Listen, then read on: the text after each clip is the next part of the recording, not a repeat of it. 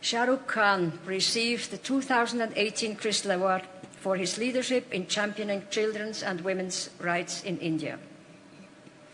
Shahrukh Khan was born in Delhi, India. When his school teacher asked him what he wanted to be in the future, he said he would become a Bollywood star. Though his teacher tried to explain to him that his dream was unrealistic, his mother's response was, "If Shahrukh Khan says it will happen, it will happen." So the story goes. Today, with a following that runs into the billions and a series of films that speak of his tremendous talent and intense work, Shahrukh Khan is an icon who entertains and inspires his fellow countrymen and women, and who is loved by film audiences around the world, across languages and cultures.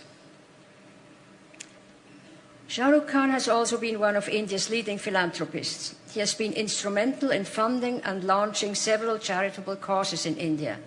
In October 2013, he founded the non-profit organization Mir Foundation, named after his beloved father, Mirtaj Mohammed Khan. It provides support to women who are victims of attacks and suffer major acid attacks and suffer major burn injuries. The foundation provides medical treatment, legal aid, vocational training, as well as rehabilitation and livelihood support.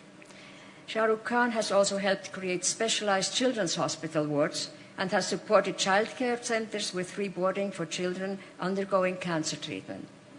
I would like to now ask Shahrukh Khan to join me on stage.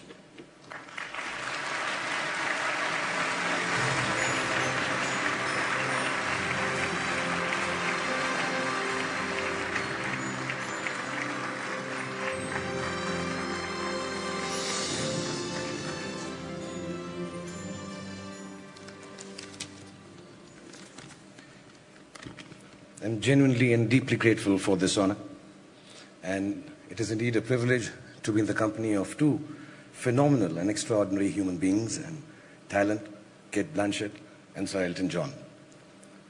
She is, of course, a lady who commands the wind, and you, sir, command the song of a billion hearts, including mine. So I'm really, really touched that I've been chosen between these two. Just a special request, before you go, can I do a selfie? Now, there I've embarrassed my children. Actors are renowned narcissists. No matter how much we pretend not to believe in external beauty, we tend to be obsessed by it one way or another.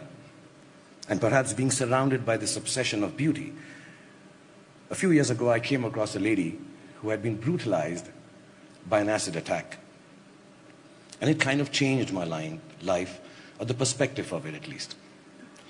To disfigure a woman by throwing acid on her face is, to me, one of the basest, crudest acts of subjugation imaginable. At the source of it lies the view that a woman does not have the right to assert her choice, to say no to the advances of a man or a group of people.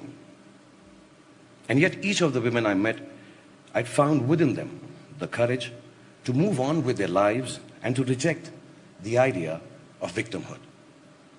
What struck me most about them was this, that what was done to them only made them braver and stronger and more able to free themselves to make the choices everyone around them was telling them they could not make, couldn't make, or should not make. From them I have learned how courage can catalyze victimhood into heroism, how solidarity rather than charity enables the human will to overcome, how equality is not a concept but a truth that encompasses all living beings, and how the service of others is not a choice anymore for any of us. It is a duty that all of us must fulfill in the name of humankind. When I journeyed through the lives of these heroic women and children through the work of Mir Foundation, I experienced a complete reversal of perspective. I stumbled upon the truth that there are no benefactors and no beneficiaries between living beings anymore. There is just a vast pool of resources, natural, spiritual, economically, technologically, that everyone is equally entitled to, but only some have gained more access to it, either by accident, as in my case, or by design and talent and hard work, as in the case of all of you present here.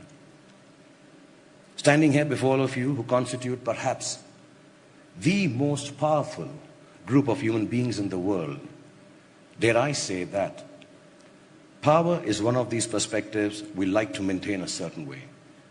But power actually needs a complete reversal more than any other thing in the world today.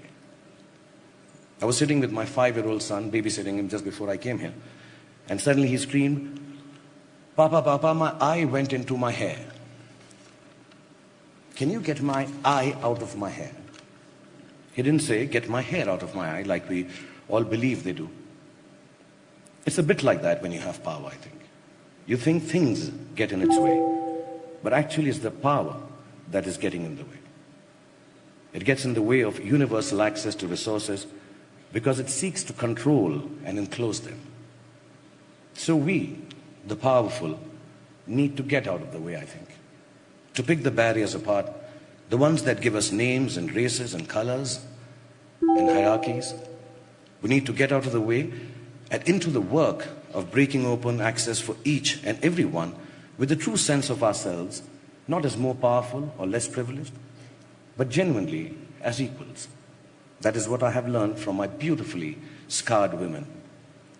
I'm grateful to these brave women and children who I work with for all that they have done for me, to the World Economic Forum and all of you present here today for recognizing their heroism by conferring this award and this reward upon me. Also, I want to thank my sister and my wife and my little daughter for bringing me up well and teaching me the value of requesting, sometimes imploring, and if I may add, sometimes even begging a yes from a woman instead of forcing it upon her. Thank you so much, Professor Schwabs, for having me here. And thank you, Mr. Schwabs. Thank you, Davos. Namaskar and Jai Hind. Thank you.